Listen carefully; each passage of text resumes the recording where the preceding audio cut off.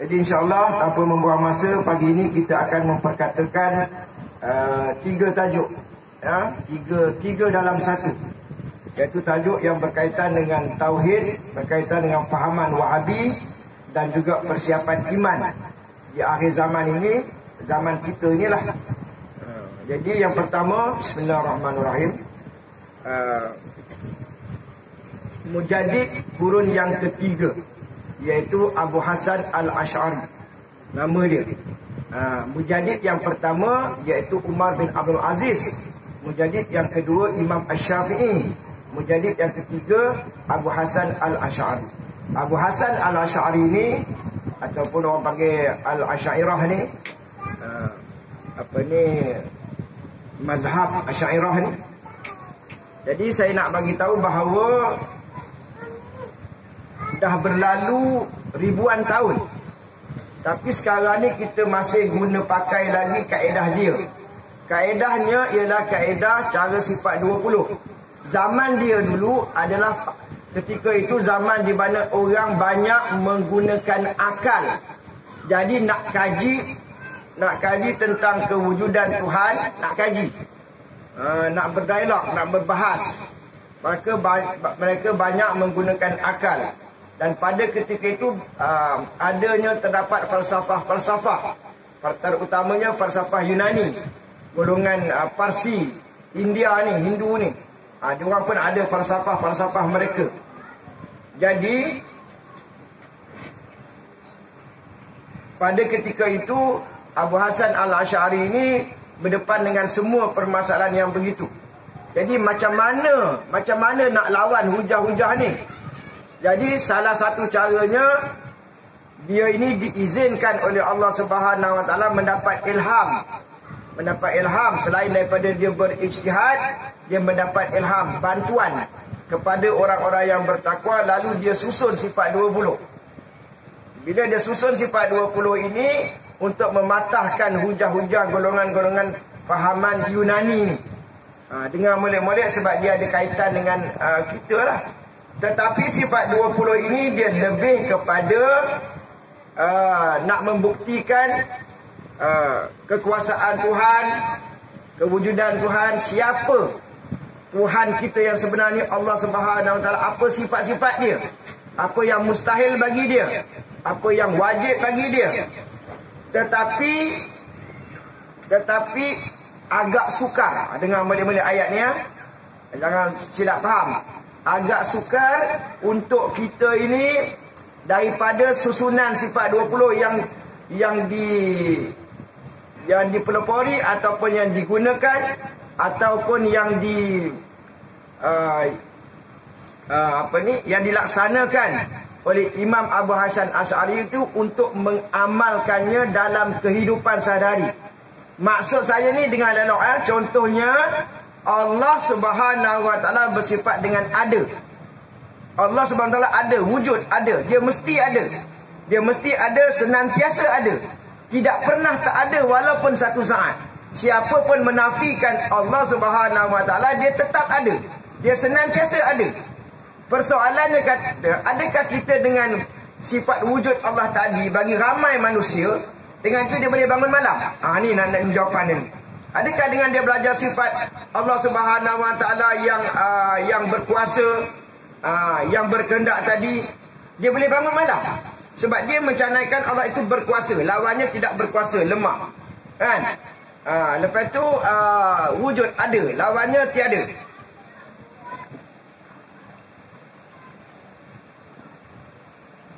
Jadi soalannya sekarang ni ialah, adakah kita dengan mempelajari sifat 20, Allah wujud, idam, baqa, mukhalafah, tulilah, wadi, qiyamah, binafsih, menyebabkan kita banyak sedekah, banyak kita bangun malam, banyak kita buat kebaikan, banyak kita baca Quran?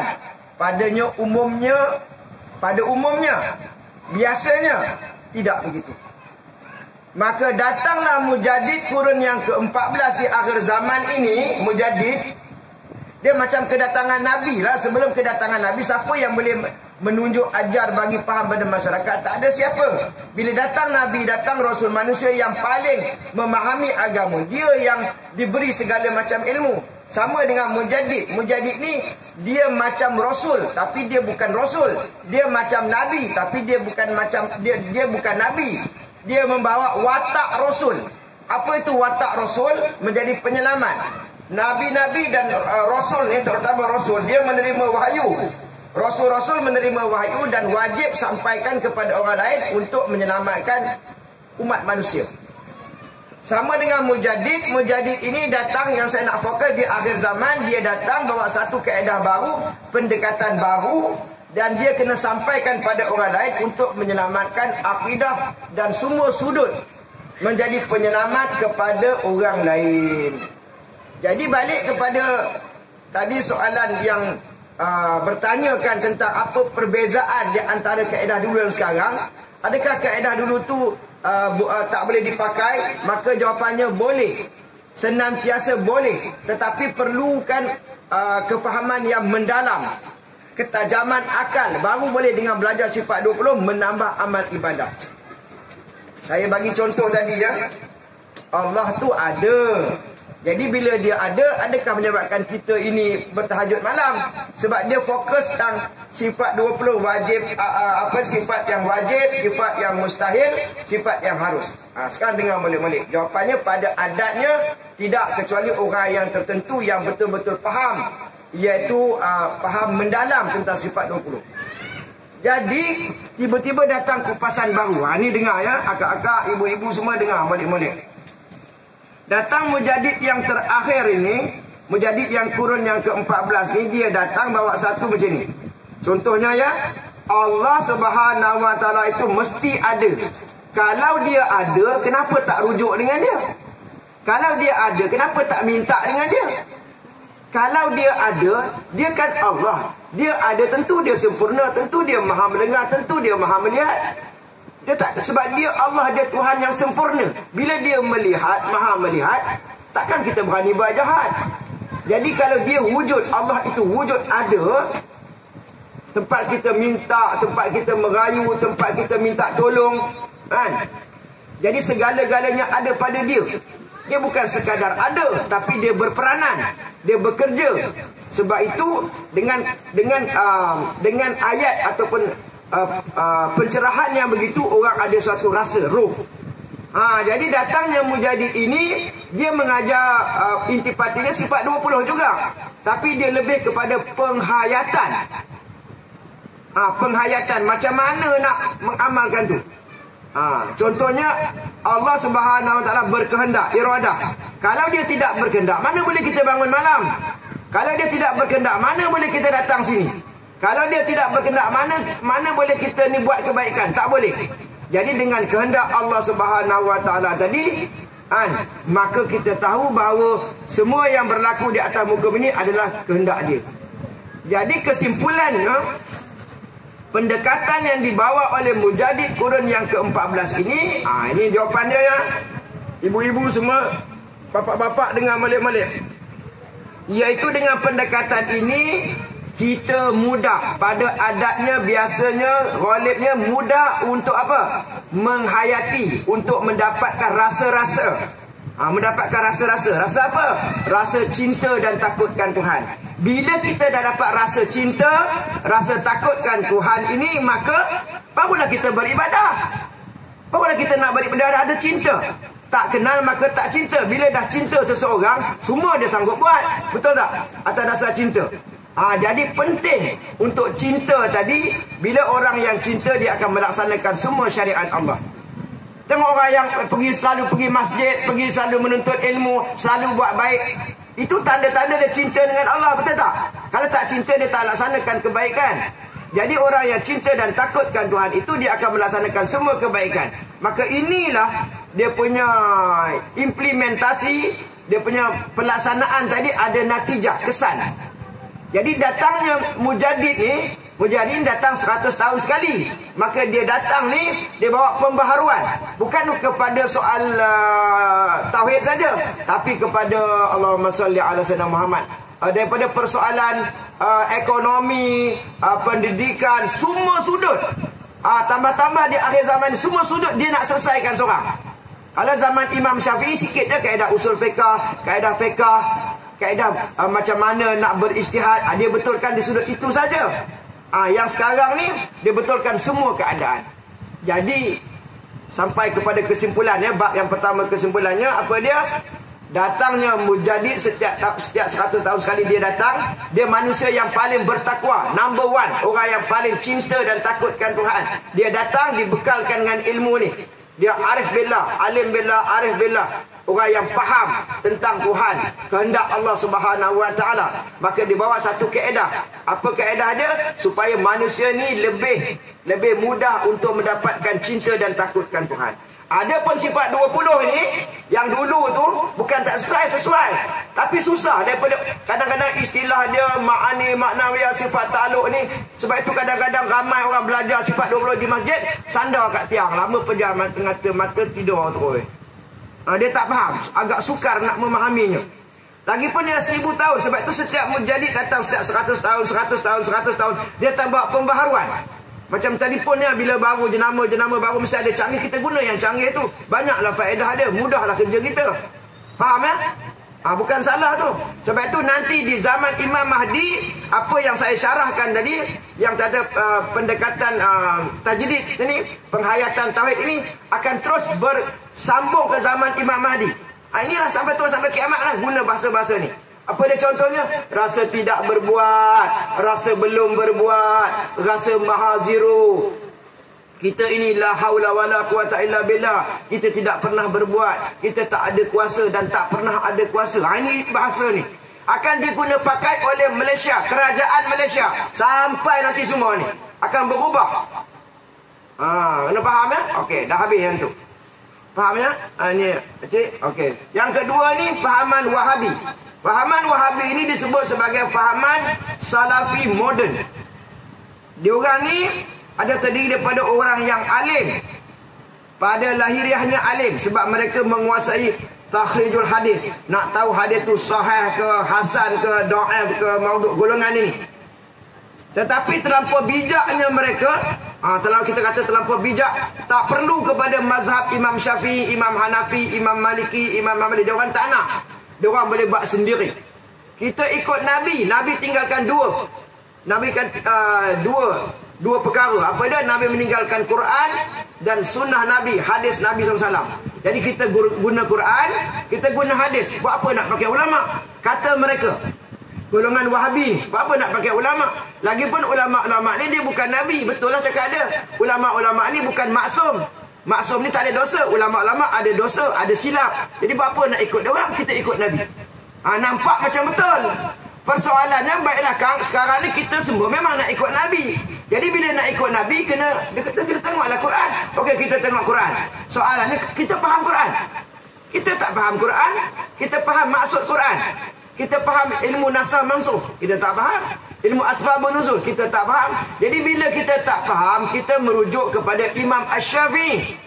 Imam Syafi'i adalah tokoh. Dia pun juga adalah mujadid, kurun yang kedua. Maka dia ini diberi faham. Dia sangat faham tentang Quran, sangat faham tentang hadis. Maka bila kita ikut Imam Syafi'i, bermakna kita ikut Nabi.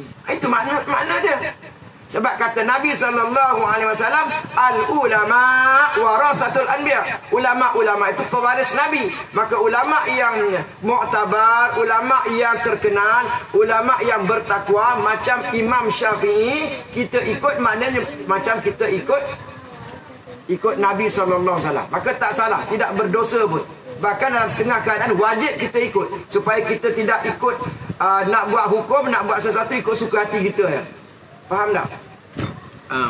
Ataupun saya suka nak bagi tahu ni mazhab golongan Wahabi ni, dia terkeluar daripada Syafi'i, Hanafi, Maliki, Hambali. Dia terkeluar daripada Ahlussunnah wal Jamaah.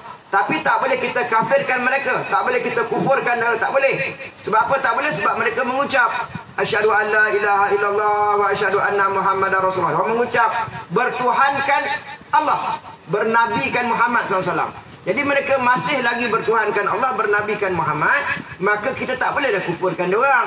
Dia orang saudara kita se-Islam. Jumpa dia orang kena bagi salam, assalamualaikum juga. Faham tak? Mereka saudara kita. Cumanya ada ulama-ulama ahli sunnah wal jamaah yang agak keras, yang mana ada tafsiran-tafsiran tertentu yang berkaitan dengan tauhid, yang berkaitan dengan akidah, yang boleh menyebabkan kufur, kan? Jadi dalam perkara itu ada ahli sunnah wal jamaah telah mengkufurkan mereka. Jadi kita mengambil pendekatan yang selamat. Kata Nabi SAW, ayyuma rajulin qala li akhi ya kafir faqad ba'a biha ahaduhuma aw kama qala. Barang siapa yang mengkafirkan, siapa-siapa yang mengkafirkan saudara dia, kalau saudara dia tidak kafir, kita yang kafir. Sedangkan contohnya kita nak kafirkan Wahabi semayang lah. Semayang dia ada tahiyat awal lah. Bila tahiyat assalamu alaina wa ala ibadillahi salihin, asyhadu an la ilaha illallah wa asyhadu anna muhammadar rasulullah. Islam tak? Itu tiba-tiba kita kafirkan dia. Macam mana? Dia tak kafir masa tu, dia tak kafir. Masa bila kita tahu dia kafir, masa bila kita tak tahu, masa bila kita tahu dia kafir dan tak kafir? Katalah masa kita kafirkan dia tu Islam, maka kita yang kafir. Apa makna kita kafir? Na'udzubillah. Kita kafir makna kalau kita dah berkahwin, dah berumah tangga, maka jatuh talak dengan bini kita, faham? Jatuh talak, otomatik jatuh talak. Maka kita hari-hari berzina dengan isteri kita yang laki-laki. Berzina. Jadi kita tak mau mengambil pada pendekatan yang kasar, kecuali dia datang depan kita, bahas depan kita, dia bagi tahu akidah dia begini, jelas, terang, bersuluh, terang-terang, boleh murtad. Masa tu benda tu bolehlah kita kata kita boleh kafirkan dia. Faham tak? Dah terang lagi bersuluh. Tetapi dia masih lagi semayang. La tukafir man qala la ilaha illallah. Jangan kamu kafirkan orang yang mengatakan la ilaha illallah. Tak betulnya atau sesat ni, kita boleh kata sesat. Dengar elok ya semua ibu-ibu bapak sekalian. Sesat ni bukan makna mesti kafir, tapi kalau kafir otomatik sesat. Kafir sesat lah. Tapi kalau sesat belum tentu kafir. Faham tak? Saya ni dah sesat jalan. Oh kafir lah. Sesat jalan lah, bukan kafir. Sesat juga. Jadi sesat ini, Wahabi ni, fahaman Salafi moden, sesat ni dibawa akidah yang batil, yang merosakkan, yang bid'ah dolalah. Kesatan yang nyata, tapi tak boleh kafirkan dia. Ini pendekatan yang lebih selamat. Kalau kita nak kafirkan dia macam setengah orang yang agak keras, agak ganas, diorang marah sangat dengan Wahabi. Berapa juta orang dekat Malaysia ini yang menganut pahaman Wahabi tu tak? Bermula dengan pelajar-pelajar, bermula dengan pencarah-pencarah yang ada degree, yang ada master, yang ada filosofer higher degree. Takkan nak kafirkan dia orang? Dia orang sembahyang juga. Kadang akhlak dia orang lagi bagus daripada kita. Kita suka menyalak. Kita suka mengata orang, kita suka mengumpat orang. Betul tak? Suka perli orang, suka sindir orang. Dia sudut itu dia tak elok, tapi sudut lain dia elok. Jadi jangan. Jadi kita ambil pendekatan yang sederhana. Cuma kalau yang salah kita sebut dia salah, tapi jangan sampai kafirkan dia. Contohnya, dia kata malam Jumaat kita baca Yasin, tahu sunat. Baca Yasin, kita ada tahlil, kita ada talqin. Bagi dia orang tak ada. Nabi tak buat. Dia kata, mana ada Nabi buat tahlil ni? Mana ada Nabi buat talqin ni? Mana ada Nabi susunkan satu program khas malam Jumaat mesti baca Yasin. Jadi bila Nabi tak buat, kau nak ikut Nabi kan? Kau sayang Nabi kan? Ikut Nabi lah. Jadi Nabi tak buat, kenapa kau buat? Kita berkata, iya tak iya juga. Jadi tu anak-anak sekarang, anak-anak kita, cucu-cucu kita sekarang, dia ikut fahaman tu lah. Betul lah. Dah Nabi tak buat, apa kita buat? Dengar ni jawapan saya. Walaupun Nabi tak buat, tapi benda tu baik menurut Al-Quran, jadi baik, boleh dapat pahala. Walaupun Nabi tak buat. Nabi ada pakai handphone tak? Tak ada, jadi kita pakai. Jadi Nabi tak buat lah, Nabi tak amal, Nabi tak guna, jadi kita buat. Salah ke? Selama mana tidak bertentangan dengan agama, maka benda itu baik, dapat pahala. Kalau kena caranya, tempuh 5 syarat. Niatnya betul, pelaksanaannya ikut syariat, benda itu disahkan oleh syariat, natijahnya disalurkan ikut syariat, tidak meninggalkan yang fardu, jadilah ibadah. Kena faham tu. Jadi dia kata tadi malam Jumaat ini baca Yasin bid'ah. Bid'ah ni satu benda yang baru yang diada-adakan. Nabi tak buat.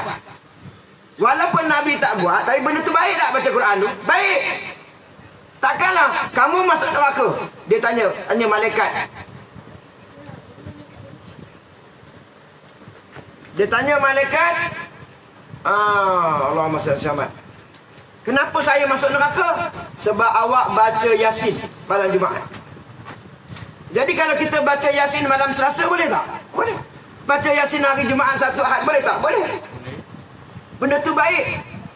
Kecuali orang tu baca Yasin benda baik. Dia baca untuk riak, baca kuat-kuat, dengan apa, taranum, dengan tajwidnya, baca kuat-kuat. Satu kampung pasang speaker lagi untuk menunjukkan dekat orang suara dia sedap. Memang suara dia sedap. Dalam kampung tu suara dia memang paling sedap. Tapi dia masuk neraka pasal dia berlagak menunjuk nak tunjuk suara dia sedap. Islam macam tu. Faham tak? Jadi golongan Wahabi ni sekarang ni dia menguasai banyak tempat di Malaysia ni. Sebab itu ahli sunnah wal jamaah pun mengamuk macam-macam.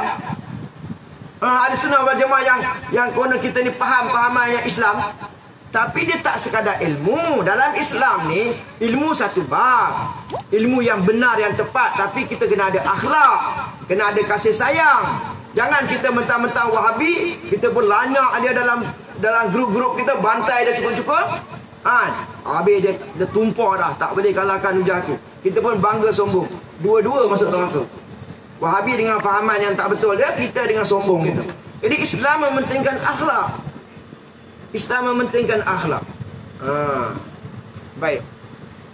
Jadi kesimpulannya nak bagi tahu di sini ialah fahaman Wahabi ni dia memang jauh lah bezanya.